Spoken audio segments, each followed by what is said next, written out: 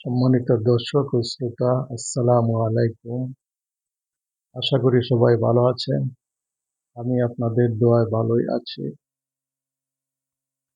আজকে আমি ধর্ম, দর্শন ও বিজ্ঞানের মধ্যে যে একটা সম্পর্ক রয়েছে, যে একটা ঘনিষ্ঠ সম্পর্ক রয়েছে, সে বিষয়ে আলোচনা করব। বিশ্বজগতের অন্তরালে যে মহাসত্য বিরাজমান, সেটি পরীক্ষা নিরীক্ষা ও গবেষণা দ্বারা উদ্ঘাটন করে মানুষের কল্যাণে ব্যবহার করাই ধর্ম, দর্শন ও বিজ্ঞানের কাজ। ধর্ম একটি অতি প্রাকৃতিক শক্তিতে বিশ্বাস করে, যিনি বিশ্বের সমুদয় কার্যক্রম নিয়ন্ত্রণ করেন, যা তথ্য উপাত্ত সংগ্রহ করে অনুসন্ধান করে যার অস্তিত্ব প্রমাণ করা হয়েছে। তথ্য উপাত্ত সংগ্রহ করা এবং সেগুলি বিশ্লেষণ করে সঠিক সিদ্ধান্ত প্রদান করা দর্শন ও বিজ্ঞানেরও কাজ। কাজেই ধর্ম, দর্শন ও বিজ্ঞান এই তিনটি তথ্য উপাত্ত সংগ্রহ করে, বিচার বিশ্লেষণ করে, তারপর একটি সিদ্ধান্ত প্রদান করে থাকে। দর্শনকে বলা হয় সকল বিজ্ঞানের বিজ্ঞান, বা দর্শন হচ্ছে সকল বিজ্ঞানের নির্যাস। তাই জগৎ ও জীবন সম্পর্কে কোনো সিদ্ধান্ত দিতে হলে একজন দার্শনিককে সর্বশাস্ত্রী হতে হয়। কিন্তু অত্যন্ত দুঃখের কথা, আজকাল কিছু দার্শনিক খণ্ডিত জ্ঞানের ভিত্তিতে জগৎ ও জীবন সম্পর্কে একটি নেতিবাচক সিদ্ধান্ত প্রদান করেছেন এবং উচ্চ শিক্ষা প্রতিষ্ঠানে এগুলি অধ্যয়নের ফলে, অন্ধভাবে অনুকরণের ফলে একদল মানুষ নাস্তিক হয়ে গেছেন।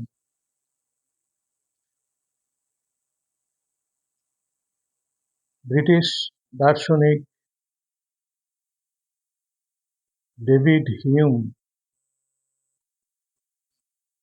ঈশ্বরের অস্তিত্ব অস্বীকার করে বলেন যে ঈশ্বর মানুষের অভিজ্ঞতার বাইরে, তাই ঈশ্বরের অস্তিত্ব প্রমাণ করা যায় না।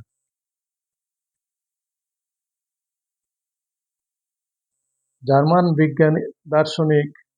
দার্শনিক ইমানুয়েল কান্ট, তিনি মনে করেন যে ঈশ্বরের অস্তিত্ব প্রমাণ করা সম্ভব নয়, তবে নৈতিক কারণে আমরা ঈশ্বরের অস্তিত্বে বিশ্বাস করে থাকি বা বিশ্বাস করতে হবে। 1859 খ্রিস্টাব্দে চার্লস ডারউইন স্রষ্টার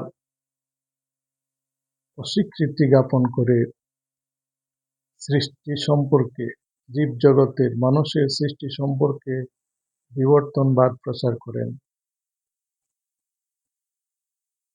ইউরোপে রেনেসাঁর পর থেকে দার্শনিকদের, বিজ্ঞানীদের এই সকল তত্ত্ব,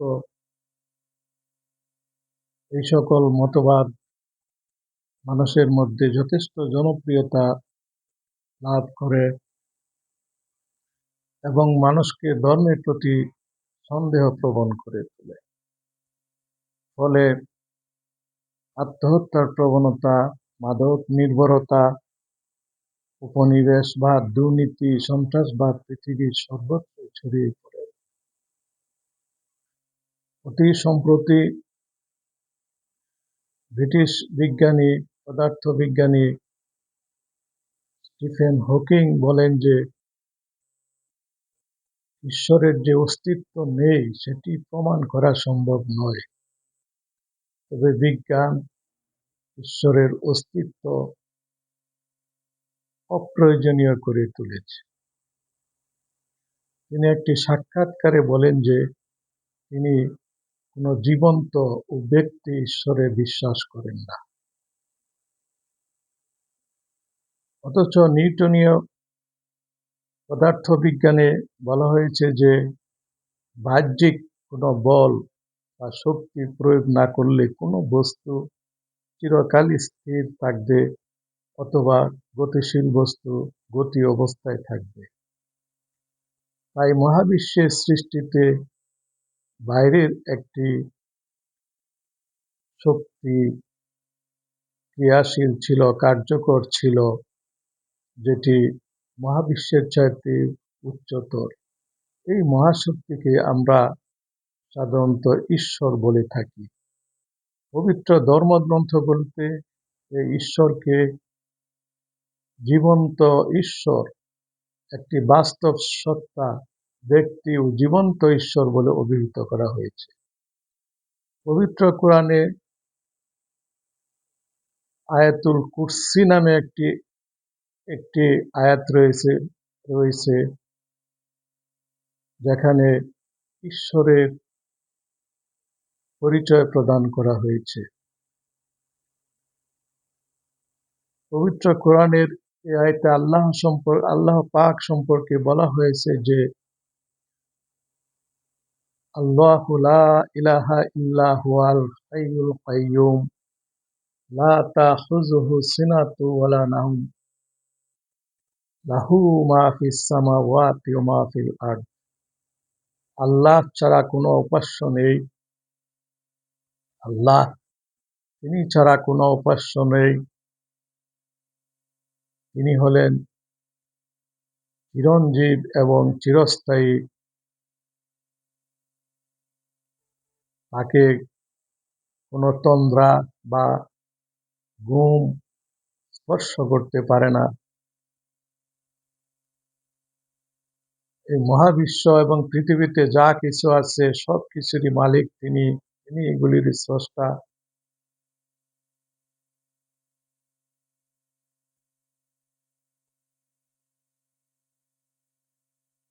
ওয়ালা ইউহিতুনা মান যাল্লাযী ইয়াশফাউ ইনদাহু ইল্লা বিইজনিহি ওয়ালা ইউহিতুনা বিশাইইন মিন ইলমিহি ইল্লা বিমা শা। এমন কোনো সত্তা নেই যে তার অনুমতি ব্যতীত তার কাছে কোনো সুপারিশ করবে। অর্থাৎ আল্লাহ পাক একচ্ছত্র, এই মহাবিশ্বের একচ্ছত্র মালিকানা একমাত্র আল্লাহ তাআলা, তার সমকক্ষ আর কেউ নেই। এবং তার যে জ্ঞান সেটাকে কেউ বেষ্টন করতে পারে না। অবশ্য তিনি আল্লাহ পাক যাকে জ্ঞান শিক্ষা দেন শুধু সেই সেটা জানতে পারে। ওয়াসিআ কুরসিয়্যুহুস সামাওয়াতি ওয়াল আরদ ওয়ালা ইয়াউদুহু হিফযুহুমা ওয়া হুয়াল আলিয়্যুল আযীম। তার যে শক্তি, তার যে সিংহাসন কুরসি রয়েছে সেটি আসমান এবং জমিনকে পরিবেষ্টন করে আছে। মহাকাশের এমন কোনো জায়গা নেই, পৃথিবীর এমন কোনো জায়গা নেই যেখানে আল্লাহর শক্তি, আল্লাহর অসীম জ্ঞান যেখানে ক্রিয়াশীল নয়। এবং এই মহাকাশ এবং পৃথিবীর রক্ষণাবেক্ষণে আল্লাহ কখনো ক্লান্ত হন না। তিনি হচ্ছেন সর্বোচ্চ এবং সুমহান। পবিত্র কোরআনের আয়াতুল কুরসি থেকে আমরা স্পষ্টতই বুঝতে পারি যে মহান আল্লাহ একটি বাস্তব সত্তা, একটি ব্যক্তি এবং জীবন্ত সত্তা। তার সমকক্ষ কোনো শক্তি বিশ্ব চরাচরে নেই। তিনি সর্বোচ্চ ক্ষমতার অধিকারী, তিনি সুমহান এবং সর্বশ্রেষ্ঠ। এভাবে পবিত্র কোরআন ছাড়াও আরো অন্যান্য ধর্মগ্রন্থেও ঈশ্বরের পরিচয় দেওয়া হয়েছে বিভিন্নভাবে। আমরা পরবর্তী সেশনগুলিতে সে বিষয়ে আরো আলোচনা করব ইনশাল্লাহ। আসসালামু আলাইকুম ওয়া রাহমাতুল্লাহ।